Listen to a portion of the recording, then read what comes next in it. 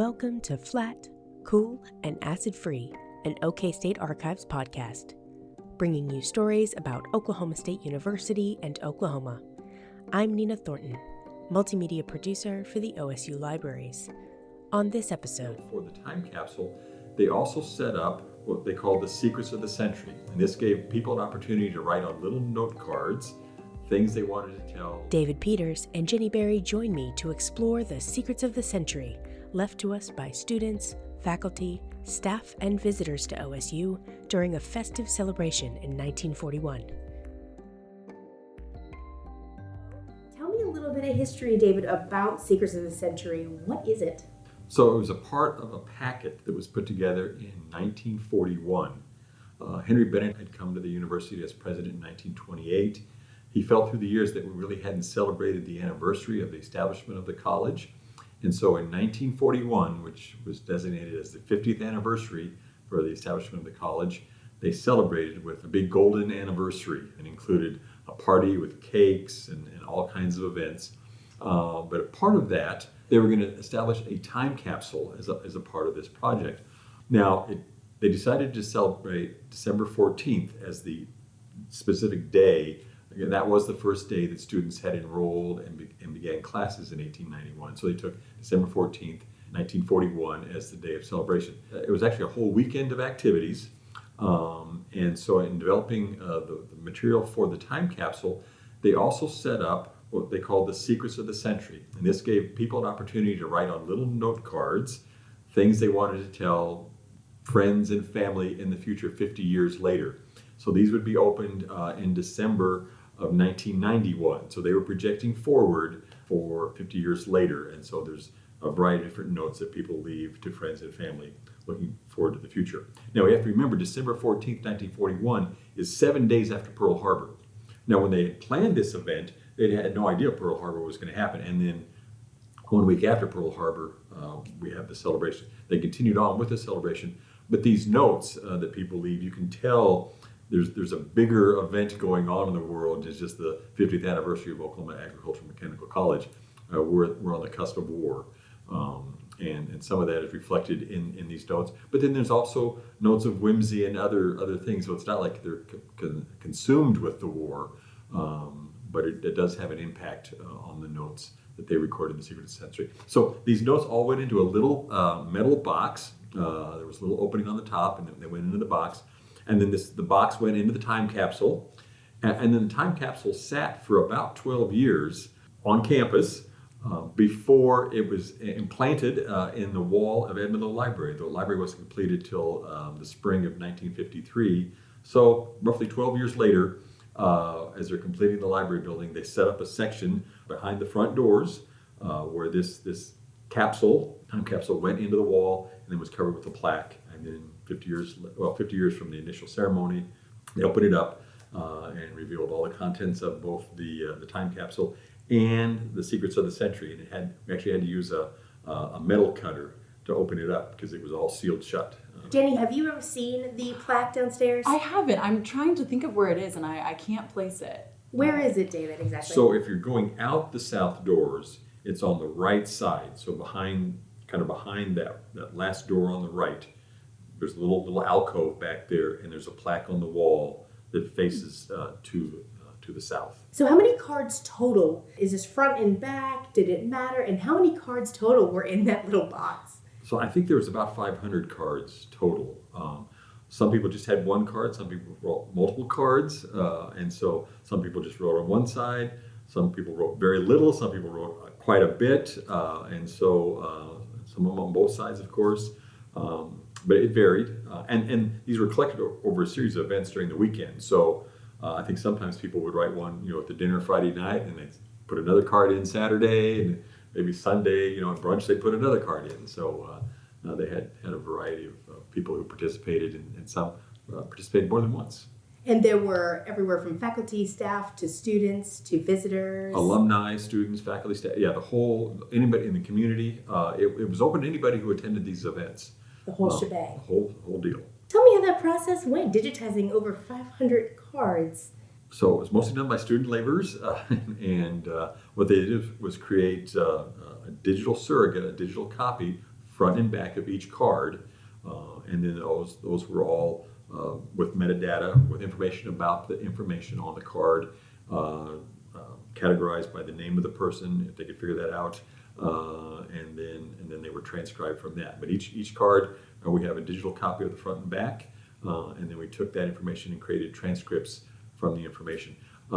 Most of them were in English, but some were in foreign languages, and one was in shorthand. Did we ever get that one translated? Yes, we did. One of our staff members here at the library, Jackie German, who's been a longtime employee of Oklahoma State University and the library, but she has special skills, including the ability to read shorthand, and so she transcribed the card that was written in shorthand. So before we get into anything else about the collection, Jenny, did you find a card maybe that you wanted to share with us? I have one pulled up, yes, that I think it's pretty interesting. So I'd love to hear what you have to say about it, David. Okay. So this card is from Bess Allen. To those present, the war is predominant in our thoughts today, but that is only temporary. We'll carry through and come back to college, as will you. Keep your methods up to date. Peace proposals don't mean what they say. Bess Allen, Stillwater, Oklahoma. So that was the looming war. Right. And it really, a number of the cards express that. But there's also an idea of hope that we were going to get through this. No one knew how long it was going to last. They knew hard times were ahead, but if we work together, we can get through this. So. Was there one that you found, David? Well, I found one, might be. It's from Dr. Bennett, Dr. Henry G. Bennett. And so he says on his card, my prayers are full of thanksgiving for the love of church in the hearts of our students. Our students are meeting the challenges of life through prayer, realizing it takes more than courage. It takes faith, hope, and service, love, and friends. Henry G. Bennett. So. And who was Henry G. Bennett, just in case somebody listening does not know? So he was the president of the college at that time. Our longest serving president came here in 1928 and served until he died tragically in a plane crash in 1951. So our longest serving president.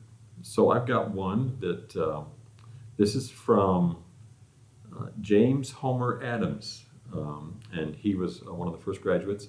He's writing to his grandsons.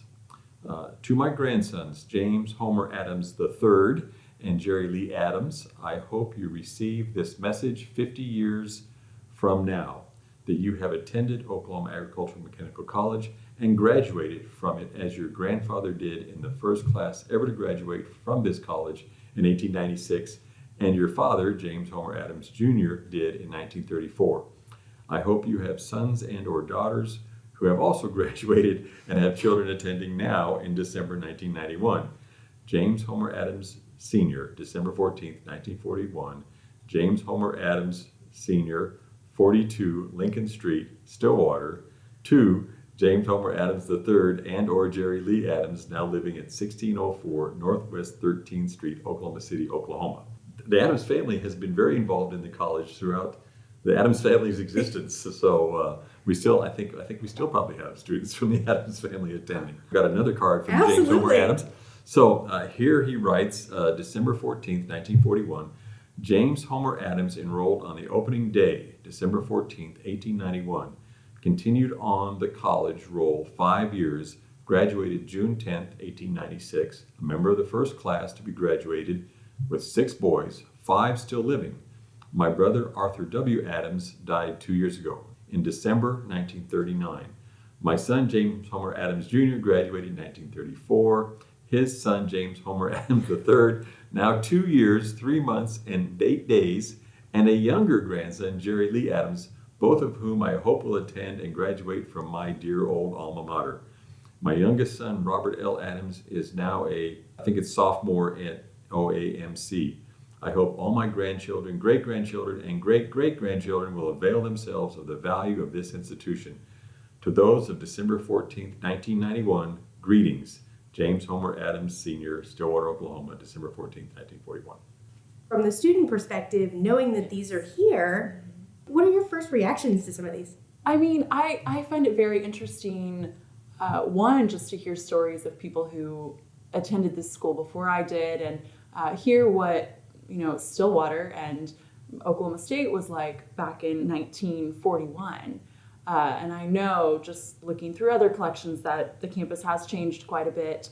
Seeing other students and hearing their voice come through these letters, it's really cool to me. And I encourage people to look into it. I mean, this next one reads, Jessie Thatcher Bost, for whom Jessie Thatcher Hall was named in honor of being the first woman graduate of the A&M College and the first in Oklahoma. Greetings to Thatcher Hall boys in 1991 for the president of Thatcher Hall. So she graduated the class of 1897, so she's the first woman graduate. And when Thatcher Hall was constructed in the 1920s, it was a women's dormitory. But by the time she's writing this, it's now a men's dormitory. And so she's writing to the men of Thatcher Hall in 1991. We encourage you to look at the collection. Where would we go to find the collection? We'll read a couple more of these cards, so get ready. But where would we go to find the collection online? So if you start at the Oklahoma State University Library homepage, there's a category at the top called Research Tools and Collections. If you highlight that, then you can go over to our category of Unique Collections and select Digital Collections. Once they've done that, these are arranged alphabetically. If they select S for Secrets, and the first category, the first group of records is the Secrets of the Century. All you have to do is highlight that group, and then it brings up all of these cards. They can go through them, they're arranged alphabetically, but they can also, in the upper right-hand corner is a search box, and so they can type in a person's name and then see if that shows up anywhere within the collection. So if they have a specific individual they're looking for, they're welcome to do the search tool. Otherwise, they can just browse through them. Like I said, they're arranged alphabetically. Let's read some more cards. Jenny, do you have one? I do, and I like this one because I think it's short and sweet, but again, it kind of shows that hope that these people have at the start of the war. So this one is from Mary Josephine Baird, and it reads, December 15th, 1941. Warren Eugene Baird. Greetings, dear brother. I feel if a rare opportunity to take part in this ceremony. I hope this year is victorious for democracy. We realize this is a time for action. Only through faith in God can civilization survive. Your loving sister, Mary Josephine Baird. I think it would be really interesting for researchers to kind of go through the cards and see what these themes are, pull these out, and do some interesting humanities research. Because this is a very concise snapshot in time at a very significant time. And so you have these records from folks who normally probably there aren't records for them. And so this was their opportunity to participate in the process and share the things that they felt were important.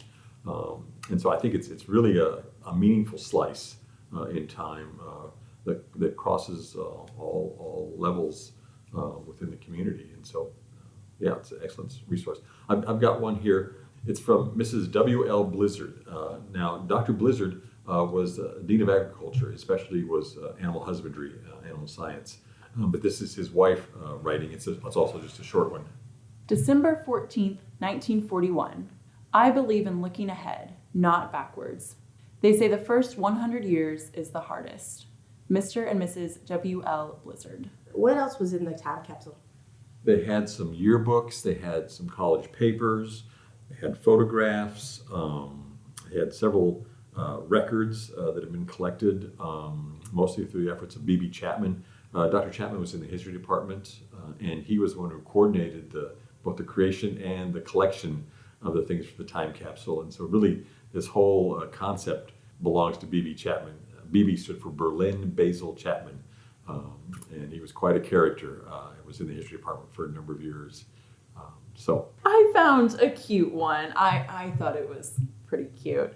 It says, to Hayes, Frank, and Margaret Cross, greetings from Mother. I hope you are as handsome and fine as your dad sitting next to me here, and as happy in your family as your mother. From Fern Hamilton Cross.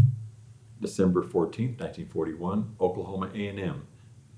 To my children, grandchildren, and other members of the Caldwell clan, friends and students of mine and their successors, greetings. I am the undersigned James Henry Caldwell, assistant in the history department of the Oklahoma A&M College. I am 75 years of age, having come here September 1912, have served on several committees, those of rooming house and discipline most all of the years. My years have been pleasant, my associations the same, and I carry no grudges. I carry not a single grudge against any person living or dead. I am for the growth of all human agencies to help mankind here or elsewhere. Now the European wars have us in war again. I believe we shall win and hope you who read this in 1991 will witness my hope fulfilled.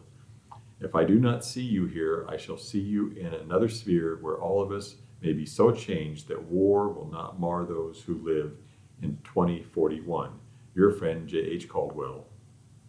Some of you may be familiar with Richard Dermer, who was actively involved with the Hideaway pizza place for generations. So this is from his mother to Carmen and Richard. Carmen was Richard's sister. We are very proud of our school in 1941. We hope it has continued to progress. Your mother, Vern Hughes Dermer, class of 1934. So Richard Dermer's mother, also went to school and was in the class of 1934. And this is her note to Richard. Okay, this is from Wilma Harton. Dear 1991, at the time this card was written, I was a senior in the School of Home Economics. December 15th, 1941. I was staying in the home management house. School days are grand days. I wonder if they can still say this 50 years from today. I will be 74. 50 years from now, if I am living, I shall attend the century celebration. Wilma Harton Altit. December 14th, 1941. These are the troubled days of war. Lord only knows what will happen in 50 years. I hope peace on earth. I am married, in love with my wife, and am happy. But can be happier. I am a sophomore in education, only going first semester. This is the best college in the world and is rapidly growing. Now, if the war doesn't get me, I'll be 72 years old. Red Rock has a population of 350 people. John H. Gordon, Red Rock, Oklahoma, Box 1174. I came here in 1925 to a school of about 2,300 students. In 1991, the school should have been between 18,000 and 20,000 students. I have enjoyed these 16 years as a teacher. If I am living in 1991, I want to help A&M celebrate. Grace DeMont, Assistant Professor of English. That is incredible that she is really that accurate. Mm-hmm. She's really close. She is very close. She took into, I don't know if she did this, but she took into consideration the baby boom that was going to happen beginning in the 70s and 80s, and our enrollments kind of leveled off a little over 24,000, but she's very, very close in 1991 of what the student enrollment was. To the freshman girls in the School of Home Economics in the nutrition class, 1991. I hope that you are all well nourished, better than your mothers and grandmothers were in 1941, because we were just now beginning to realize how necessary it is for all persons to have the right food in order to be well-rounded individuals. Best wishes from Emma Chandler, Instructor of Food Preparation and Nutrition, HS 113. These are just fun to go through. Right, there's so many. Here's one from Ann Conger. Ann Conger was Napoleon Conger, who was on administration on the campus. This is the year 1941. 50 years from now is hidden. I prophesy that 50 years from today, there will be some type of world federated government. 2, the fundamental tenets of Christianity will have become embodied in our social and political economy. 3, there will be far less difference in the work of men and women. 4, wives will be far less dominating than they are now, I hope. And 5, A&M will have a student nod of 25,000 students. He was also pretty close on his enrollment guess, but also his observation on the roles of women and how they will be treated, I think is also interesting from 1941. Here's one from Clarence Donart, December 13th, 1941. Greetings to the class of 1991 from one of the original enrollees of 1891, Clarence R. Donart. So he was one of the original group that enrolled in December 1891, and he's greeting those 100 years later. Folks who might be listening to this, would you be open to having them contact you? Yeah, we'd love for them to do a search online and then contact us if they're a descendant or a relative friend of those individuals. That'd be wonderful. To view the collection of Secrets of the Century, visit the Oklahoma State University Library website at library.okstate.edu and search under Digital Collections. Or go straight to the collection homepage using the link in the show notes. This episode featured David Peters, head of the OSU Archives, and Jenny Berry, e-communications intern for the libraries, and was hosted and produced by Nina Thornton. The music is It's a Process, composed by Ben Stone and Finley Green, and published by BBC Production Music, PRS.